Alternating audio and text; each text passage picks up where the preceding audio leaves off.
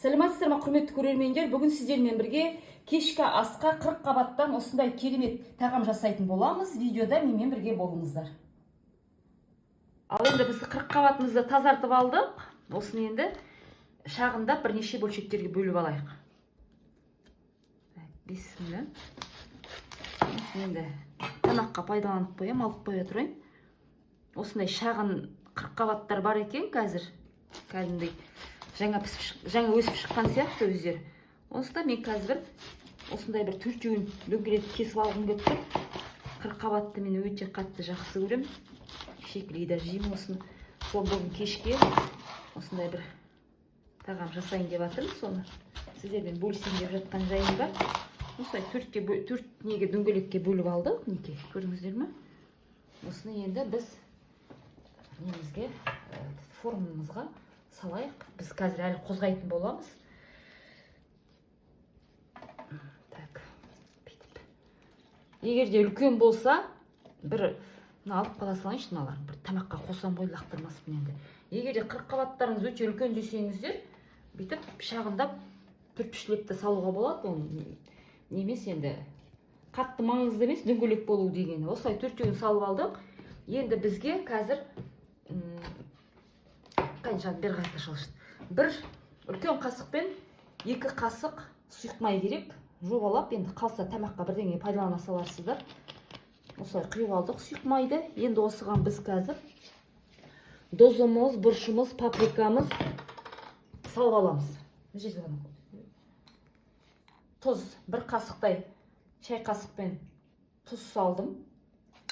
Енді жаңағы бізде паприка дейміз ғой, тартылған қызыл бұршымыз жазғандай қапты ғой. Содан кішкене салып жүрейін. Сала берейін, көп болмайды. Сосын қара бұршымыз.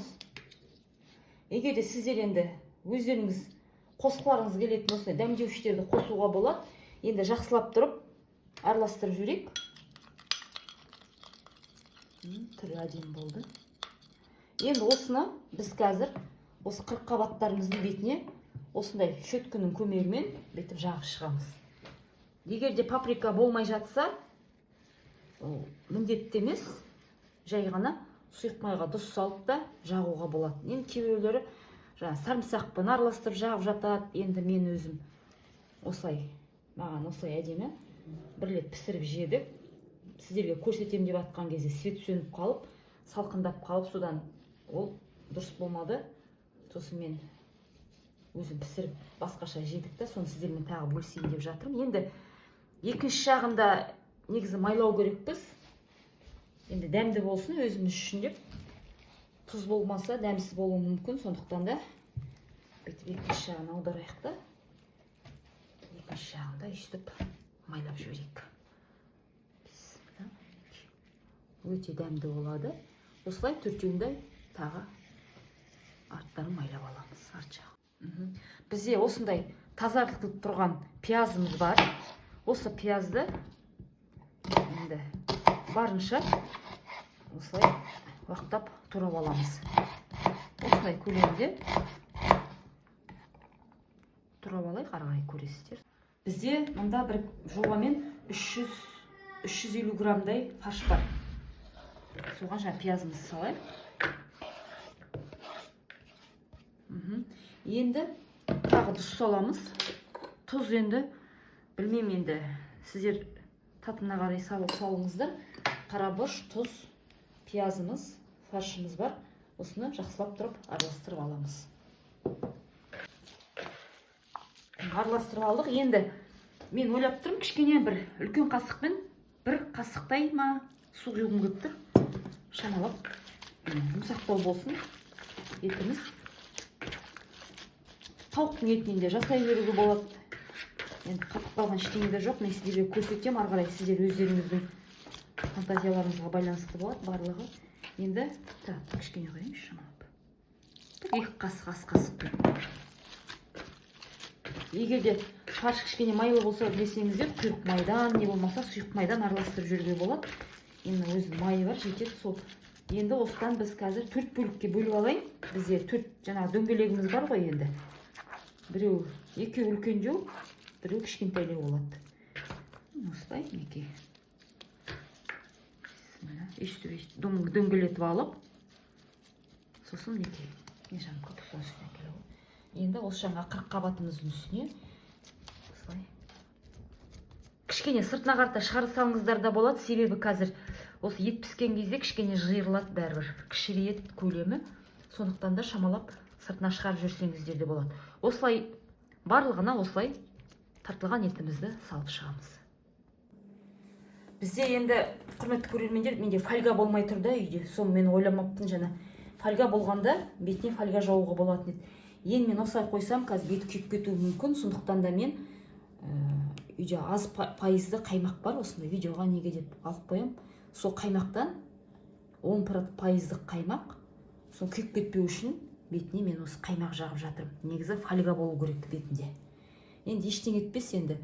Енді мен барлығын көрсетіп жатпай ақ қояйын. 180-190 градуста ысып тұрған немізде, духовкамызда, сіздер енді өздеріңіз бақылаңыздар.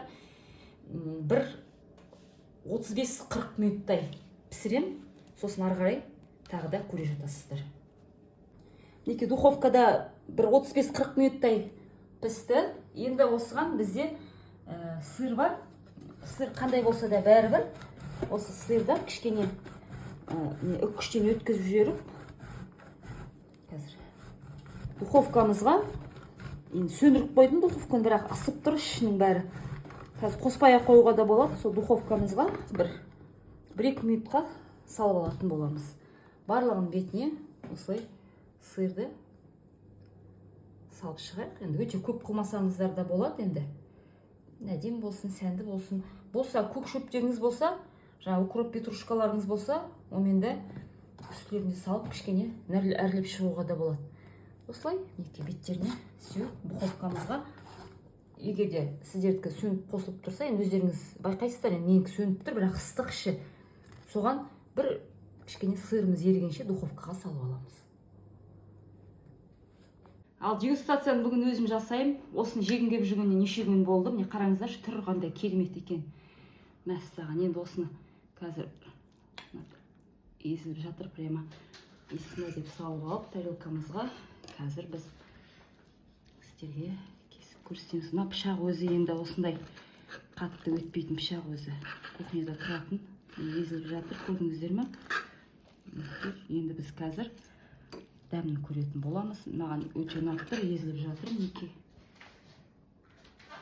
Бисмиллахиррахманиррахим.